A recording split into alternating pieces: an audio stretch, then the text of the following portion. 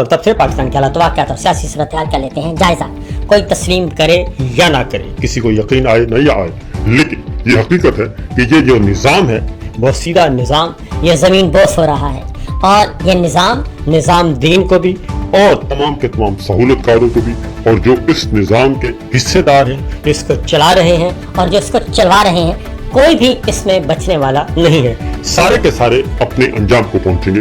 और ये बात अब महीनों और सालों की नहीं है, बल्कि ये बहुत तेजी से ये निज़ाम और निज़ाम दीन सारे के सारे बर्फ रफ्तारी से ये गड्ढे में गिर रहे हैं और अंधे कुएं में जाके गिर रहे हैं और इनको बचाने वाला कोई नहीं होगा। कुछ खबरें आपके साथ शेयर करते हैं। इमरान खान साहब ने कुछ अर्सा पहले, बल्कि कुछ अर्सा पहले नहीं, चंद महीने पहले, जब वो कैद तन्हाई में थे, उस वक्त उन्होंने कहा था कि स्ट्रीट मूवमेंट का आगाज किया जाए, तहरीक का आगाज किया जाए।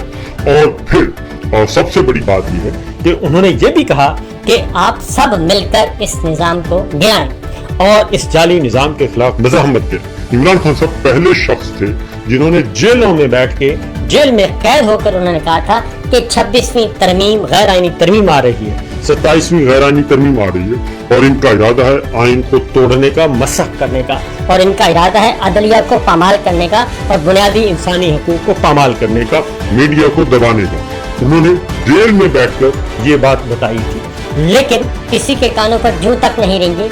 और उस वक्त वकला ने भी वो हिम्मत नहीं दिखाई जो अब वकला को अंदाजा हो गया कि अब मामला बहुत ज्यादा आगे निकल चुका है। लिहाजा इमरान खान साहब की जो वो अपील थी, वो जो रिक्वेस्ट थी और जो उनका विजन था, वो अब इम्प्लीमेंट होने की तरफ जा रहा है। और न सिर्फ ये कि इमरान खान साहब की बहनें भी मुतहर्रिक हो चुकी हैं।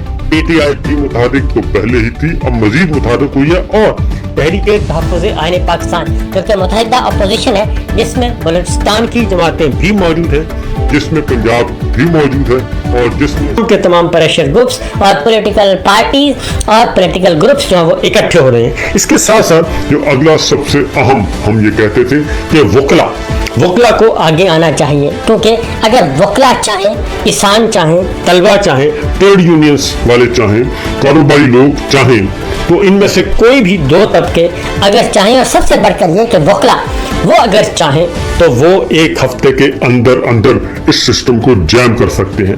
तो लिहाजा कुछ दिन पहले जस्टिस अतर मिनल्ला साहब ने एक खत लिखा, बल्कि खत नहीं था, वो एक आर्टिकल था, और आर्टिकल वो शाये भी नहीं होने दिया गया और उसको हटा दिया गया। यहाँ तक कि जो इंटरनेट पे दस्तयाब था ऑनलाइन, वो भी हटा दिया गया।